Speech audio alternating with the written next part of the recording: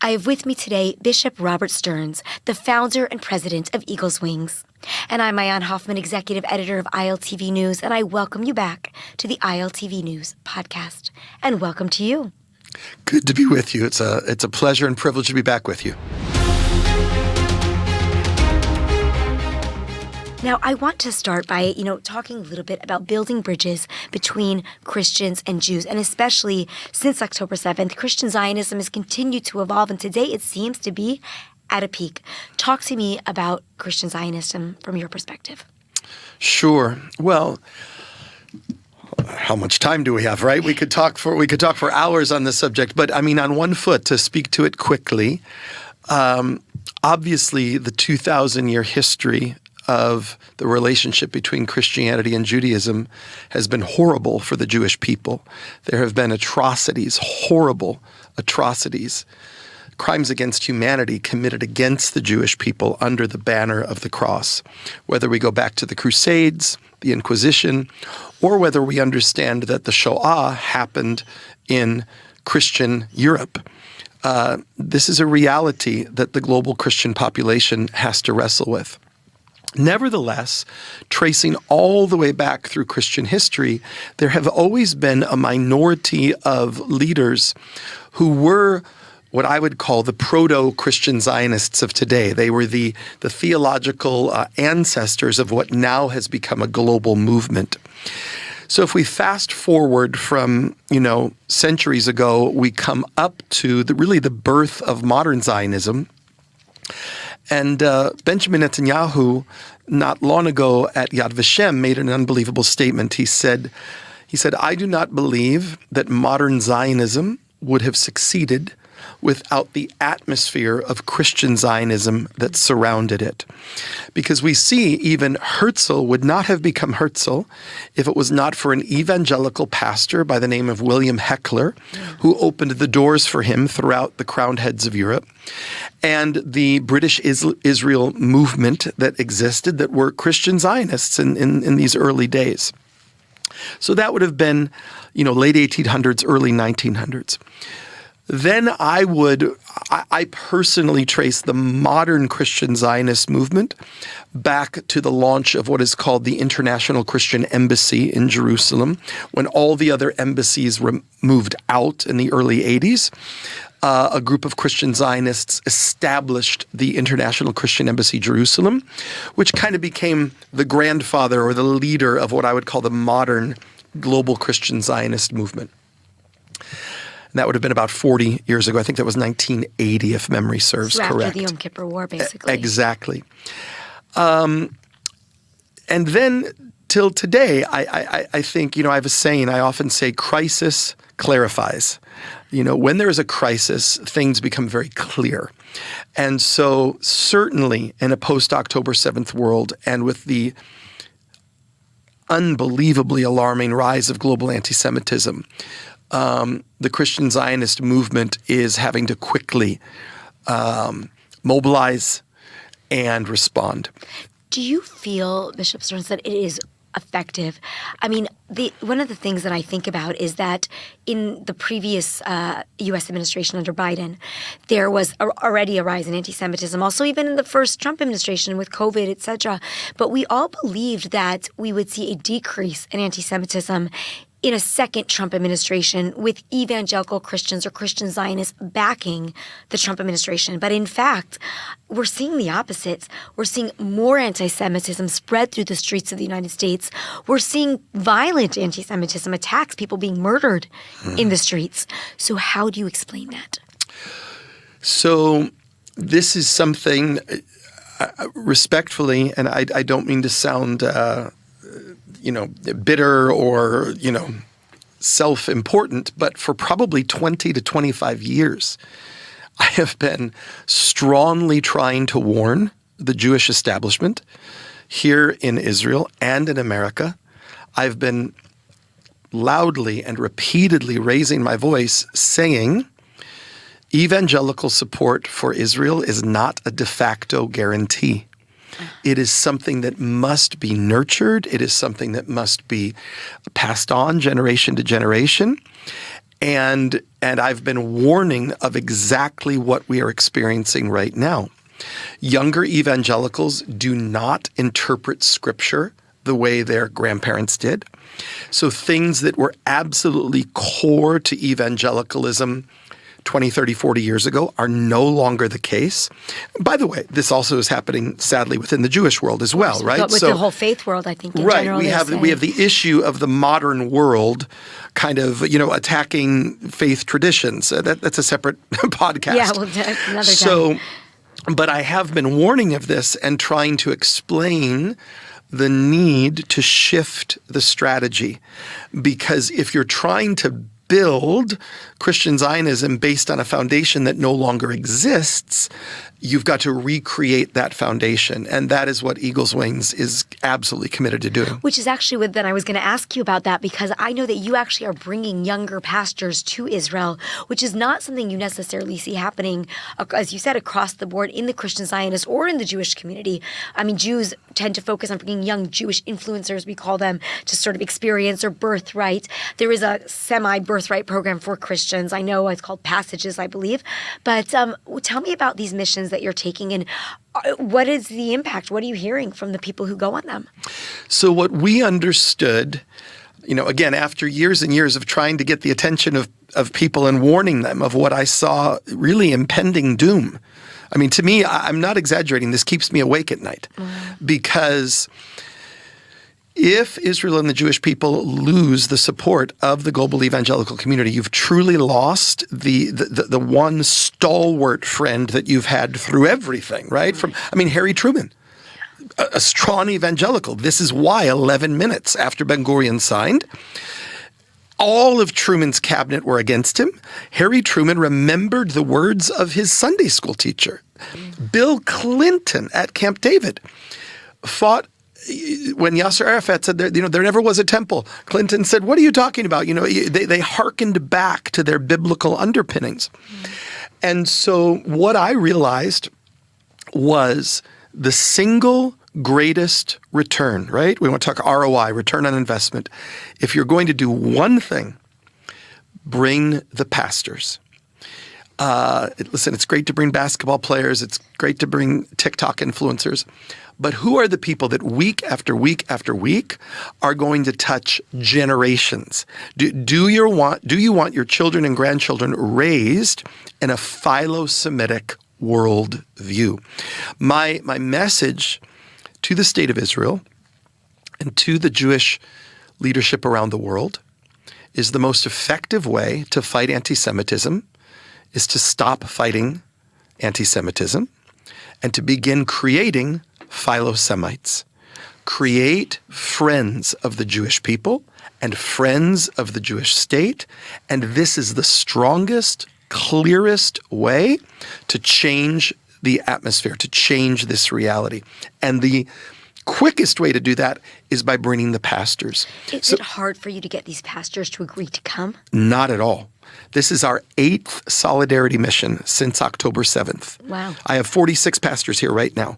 I have a waiting list of 524 pastors who have already been vetted to come. What are the age range of these pastors? So our ideal, we have a whole system that we bring them through, but our ideal pastor is going to be between mid-30s to mid-40s. Okay. We want them to have had enough experience that we know that they're serious, they're credible. But every single evangelical pastor in the world wants to come to Israel. Every single one. But the vast majority of them, it's a bucket list item. And so they got to put their kids through college, then they got to pay for the weddings, then they pay off their mortgage, and then they're 68, 69, 70, and they say, "Hey, honey, we've always wanted to do that trip to the Holy Land. Why don't we do that as our retirement thing?" Wow. And now you've lost 40 years of them being in the pulpit and the influence that makes. Now here, Maayan, is the statistic that we're the most proud of. 69%, let's call it two-thirds of our pastors who we bring, we've brought 720 pastors, 2/3 of them schedule a trip and bring back their church within 12 to 18 months from them being here. That's an incredible statistic. It's an unbelievable statistic. So now the exponential force multiplier impact, and I'm telling you, It is not at all. I've got one right here. He's on this trip. This is his 9th mission he's led since coming 4 years ago. Tell me something. What is the number one or top 2, 3 misconceptions that these pastors have about Israel that you undo once they enter the Holy Land? It's a great question. The reason it's hard to answer that question is it depends on their background. Okay. Because we don't. So another problem we've got a lot of problems. Another problem that we have is that too many people view evangelicals as, evangelicals equals white Republicans. Well, I'm sorry, that's not true. Right. There's an enormous population of African-American evangelicals. There's a huge population of Latino evangelicals. There's a huge population of Asian evangelicals, particularly Korean, but also other Asian groups. And so you have to understand their backdrop. So I remember one African-American pastor we brought, by the way, it was during COVID. And so you had to get a COVID test when you left JFK, and you had to get tested when you landed at the airport. Remember that? To leave, no? Yeah, and to leave, exactly. Yeah. So you were being tested like every 72 hours. Yeah, I remember. So we landed here at Ben Gurion, and we're going through the airport. We have to get our COVID tests. And this is an African-American pastor, and he had been very fed Israel's an apartheid state. Right. This is South Africa, right? Because that's his community's framework, right? Is understanding things through the racial disparity lens. We're going through getting tested by COVID, and he sits down, and his doctor is an Arab Israeli named Muhammad. And he's looking, and here's this, the hijab here, and the nurse, and this and that, and there's Jews and Arabs, medical professionals testing everybody. And he turns to me, and he says, who are these people? I said, they're doctors and nurses. He said, yeah, but isn't he an Arab? His name is Muhammad. I said, of course, yeah, he's an Arab. He said, well, how is he working in Israel? We had not left the airport. And his entire false narrative of Israel's an apartheid state is destroyed in that one experience. So that was his background, right? Then you have others who just think Israel is camels and bombs, right? Like that's, Israel's a war zone. And they are, by day 3 here, they're like, I feel safer here than I feel in Chicago. Yep. I feel safer here than I feel in LA or New York City. Right? I've been coming for 32 years. I stopped counting after I'd come 100 times. This is my 6th time this year. And 6 weeks ago, I was mugged in New York City, and I was robbed. I was mugged and robbed in New York City. I've never been mugged and robbed here. I've never had a single moment of even feeling unsafe here. But until you get here, you don't have that feeling. Right. So it really depends on the preconception that they come with. And that's what we do on these trips. We deconstruct mythologies and false narratives, and then we build truthful narratives toward a better future. How do you build that narrative? I mean, coming here, I understand, it's a spiritual experience. I live here. I love it. You go to Jerusalem, you see the biblical places, from thousands of years ago until today. You experience the joy of Tel Aviv in the modern society and recognize we are not camels. That I'm all aligned with. But, I mean, how do you infuse in a pastor who needs to go back and teach their church members to love Israel? What is the messaging you're sharing? Yeah. Well, that is kind of our secret sauce, right? I mean, so if you share it, then everybody's going to be able to do it. No. We've cultivated it over a really long period of time. But I would say it, if I had to, very quickly, I would say we blend the past, the present, and the future in a very unique way. And, we run all the places Jesus walked. It is an intense itinerary. Yeah. And it's everything. I just came from a meeting with I won't mention the name just in case of it's whatever, but a very, very, very highly placed Palestinian Christian leader. Right? Because how can I be an honest broker for peace if I'm ignoring the Palestinian Christian community, right? So, so we and then we'll meet with Knesset members, and then we'll meet with folks in Judea and Samaria, and then we'll meet with, professors at Tel Aviv University. Like, in other words, it's a very broad, it's an incredibly broad, multidimensional experience of the land. It goes back to their Christian roots because for many of them, this is like the trip of a lifetime. Right. But then what is happening here today? And then what is the future of our world? Because my thesis is, and I don't know how anyone could possibly disagree, Israel is not fighting Israel's battle. Israel is fighting the battle of Western civilization. Israel is fighting the battle of the future of humanity as we know it. And so really letting pastors understand this through that prism is vital. Let's hone in on that for a minute, fighting the battle of Western civilization. You mentioned what's going on in America and the lack of faith of the younger generation really across all Judeo-Christian, religion. So what is that role? Israel's fighting the jihadists or Israel's fighting for faith or both? Mm-hmm. Yeah, it's a great question. So let me try to say some good news. Wait, that exists? I don't know. Yeah, I do think the younger generation is very open and is very hungry. They just need to be approached in a brand new way.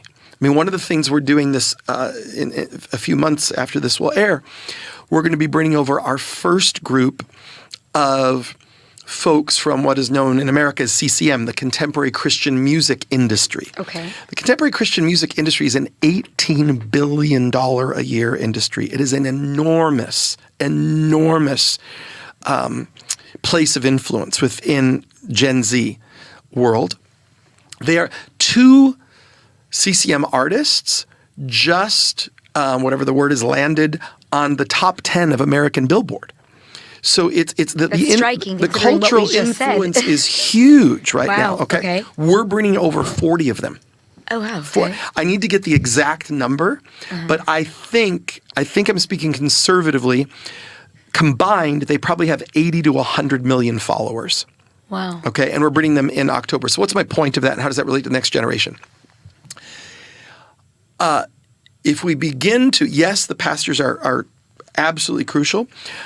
So what we hammered through in staff meeting, you're going to like this. We said, okay, but is it biblical? But we also have to make it cool. Yes, but we have to make it biblical. But we have to make it cool. We have to make it biblical. And one of our Jewish friends was in the meeting and he said, make it biblical.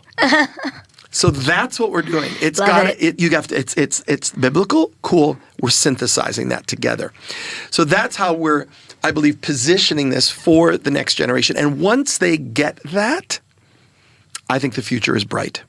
Amazing. Now, you, as you said, have been here on several trips since October 7th. Mm-hmm. Do you feel that there has been a market shift since the 7th, though, in terms of how Christians are relating to Israel? Because, I think Christian Zionism, at least in the older generation, has been pretty steady, certainly since, let's call it 67, 48, founding, when people started to say, okay, maybe we aren't replacement theology anymore. We believe in restoration theology, and we think that Israel, the Israeli or the Jews are coming back to Israel. God still has these chosen people.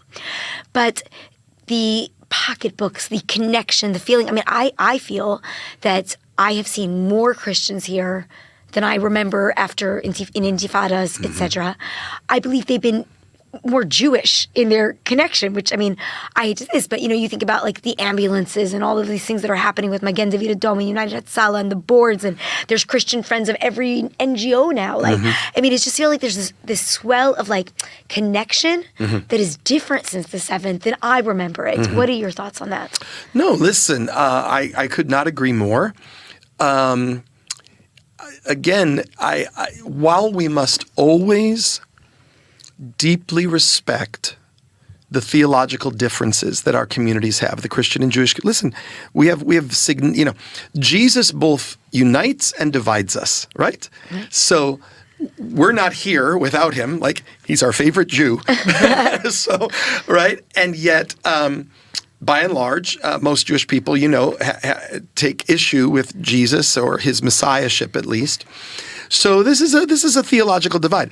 So I think we have to simultaneously deeply respect those theological divides, but at the same time understand there is so much that unites us. There is so much about how we and this, I hope this part gets out to the liberal Jewish community in the States.